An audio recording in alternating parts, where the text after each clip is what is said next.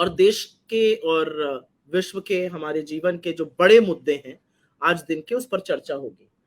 और आज का बड़ा मुद्दा एक सनसनीखेज खुलासा है जो ट्विटर नाम का एक प्लेटफॉर्म है, उसके फॉर्मर पूर्व सीईओ हैं जिन्होंने ट्विटर की स्थापना करी थी, जैक डॉर्सी नामक एक सज्जन।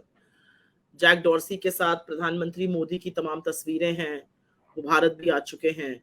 उन्होंने यहाँ पर आकर, ये एक फोटो है उनकी मोदी जी के साथ, राहुल जी से भी मिले हैं।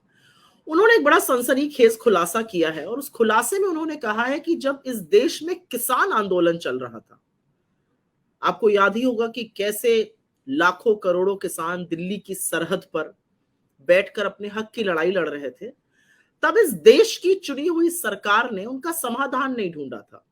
इस देश की सरकार ने ट्विटर को धमका कर कहा था कि जो अकाउंट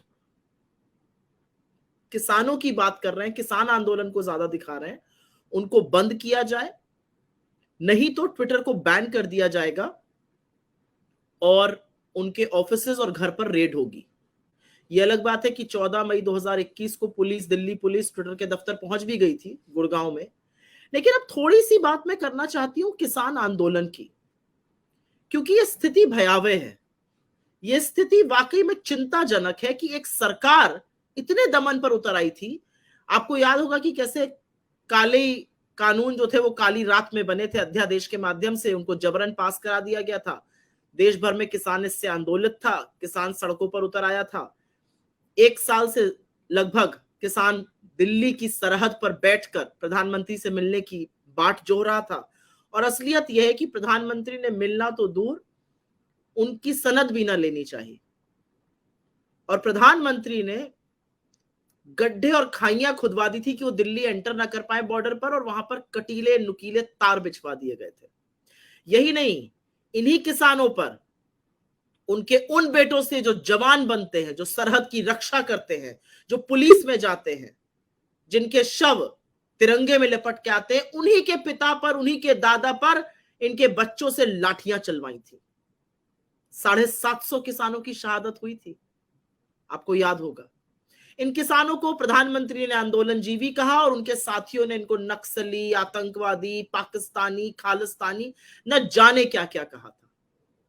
लेकिन सच की भी एक ताकत होती है, सच को जितना दबाओ उतनी तेजी से उभरता है। और किसान आंदोलन के दौरान भी ये हुआ, आज भी वही हुआ। किसान आंदोलन के दौरान भी सरकार ने हर वो कोशिश कर ली किसानों को के खिलाफ दुष्प्रचार करने की, उनको भला बुरा कहने की, उनकी निष्ठा पर सवाल उठाने की, लेकिन किसान भी डटे रहे और अंततोगत्वा जीत सत्य की हुई। प्रधानमंत्री मोदी को नाक रगड़ के 3 काले कानून वापस लेने पड़े। यह अलग बात है कि आज हिम्मत नहीं है सरकार की कि इन कानूनों के बारे में चर्चा कर ले। 1,48,000, नियरली 1.5 लाख किसानों के खिलाफ आज भी मुकदमे चल रहे हैं किसान आंदोलन के दौरान के। आपको याद है ना कैसे बारिश, आंधी, पानी, गर्मी, ठंड में किसान डटे रहे और ये सरकार उनको प्रताड़ित करती रही। और जब वो उठे तो ये वादा किया गया था, जब काले कानून वापस लिए गए तो ये वादा किया गया था कि उनको न्यूनतम समर्थन मूल्य एमएसपी दिया जाएगा। आज जब किसान हरियाणा में या पंजाब में या कहीं और एमएसपी की मांग करता है तो सरकार उनके ऊपर लाठियां बरसाती है, सरकार एक झुंझुना बजाती है। और अगर आप किसान हैं और आप उत्तर भारत से या कहीं और से इसको देख रहे हैं तो आप समझते हैं सरकार क्या कहती है। हमने किसान सम्मान निधि दी, किसान सम्मान निधि दी। ये कोई झुंझुना नहीं है। आपने कितने करोड़ों किसानों को इससे वंचित रखा। आपने किसान के जो मूल चीजें होती हैं, डीजल पर, खाद पर, कीटनाशक पर, पेस्टिसाइड पर, फर्टिलाइजर पर जीएसटी लगाया, उसका दाम बढ़ाया, 50 किलो की यूरिया की बोरी को 45 किलो का कर दिया और किसान की कमर तोड़ डाली। किसान को उसकी उपज का उचित मूल्य नहीं मिल रहा है। और ये जो एमएसपी का डिमांड कर रहे हैं किसान, एक चीज और है, और मैं किसान परिवार से आती हूं तो ये जानती हूं, धान होगा, गेहूं होगा, क्रय केंद्र ही नहीं खुलते हैं। क्रय केंद्र खुल गए तो नमी बताकर उसको खरीदा नहीं जाता है। तो किसान मरता क्या ना करता, आप न्यूनतम समर्थन मूल्य कुछ भी कर दीजिए, कितनी खरीद हो रही है उस न्यूनतम समर्थन मूल्य पर, सवाल ये है। आज एफसीआई के गोडाउनों में कम माल क्यों भरा जा रहा है, सवाल ये है। तो मेरा अपना मानना है कि किसानों के साथ जो दोहरा मापदंड करके, किसानों के साथ जो दुष्प्रचार करके उनके खिलाफ, उनके साथ जो प्रताड़नाएं करी गई, उनको जिस तरह से नुकीले तारों से मारा गया, और यही नहीं, अगर आपको याद हो, जो भी व्यक्ति किसान आंदोलन में किसान के साथ खड़ा होता था उसको एंटी नेशनल करार दे दिया जाता था, अंतरराष्ट्रीय साजिश बोल दिया जाता था। एक रिहाना है, वो पॉप सिंगर है, गाना वाना गाती है अमेरिका में, उन्होंने सिर्फ ये बोल दिया था इतना बड़ा किसान आंदोलन देख के कि हम इसकी बात क्यों नहीं कर रहे हैं। उसके खिलाफ अंतरराष्ट्रीय साजिश का बात कर दी थी इन लोगों ने। एक 21 साल की लड़की है दिशा रवि, वो क्लाइमेट पर, मतलब मौसम वगैरह पे कितना खराब हो रहा है, क्लाइमेट चेंज कितनी खराब चीज है, उस पर बात करती है। उसको पुलिस ने गिरफ्तार कर लिया, बंगलोर से दिल्ली ले आई, और अंततोगत्वा कोई साक्ष्य नहीं मिला और दिल्ली पुलिस को मुंह की खानी पड़ी थी। तमाम अकाउंट दिल्ली पुलिस ने, चाहे वो फेसबुक के हों और ट्विटर के हों, वो बंद किए थे, और सूची निकाली जा रही थी कि ये अकाउंट और बंद होंगे क्योंकि ये किसानों की बात कर रहे हैं। तो हर उस व्यक्ति से जो सवाल पूछता है, मोदी सरकार क्यों डरती है? ये क्यों डरती है दिशा रवि से, ये क्यों डरती है रिहाना से, ये क्यों डरती है ग्रेटा थर्नबर्ग से? विपक्ष और राहुल गांधी को तो भूल जाइए, अभी हमारी बात सुनकर तो थर थर कांपने लगते हैं, और अगर ना कांपे तो इनकी सारी सरकार और इनका सारा प्रबंधन राहुल गांधी के एक साथ पीछे ना पड़ जाए।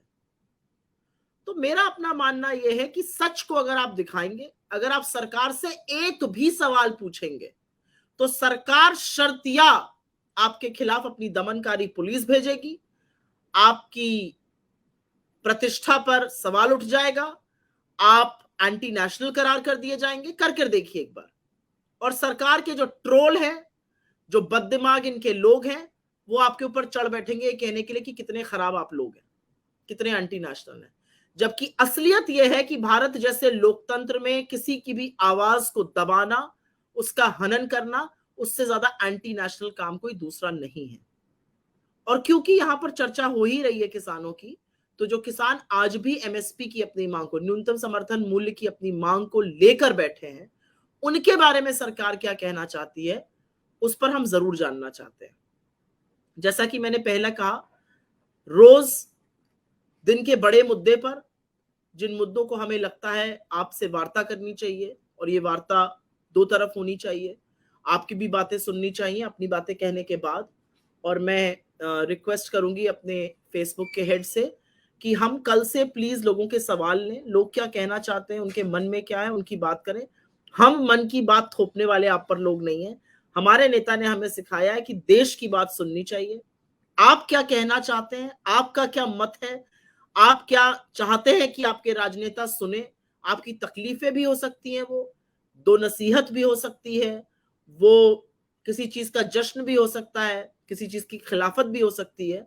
तो हम आपकी बात सुनने को इच्छुक हैं, और मैं रिक्वेस्ट करूंगी कि कल से हम लोग द्विपक्षीय बात करें, लोगों की बात सुने, लोगों के सवाल लें, और जितने ज्यादा सवालों का जवाब दे सके वो जरूरी रहेगा।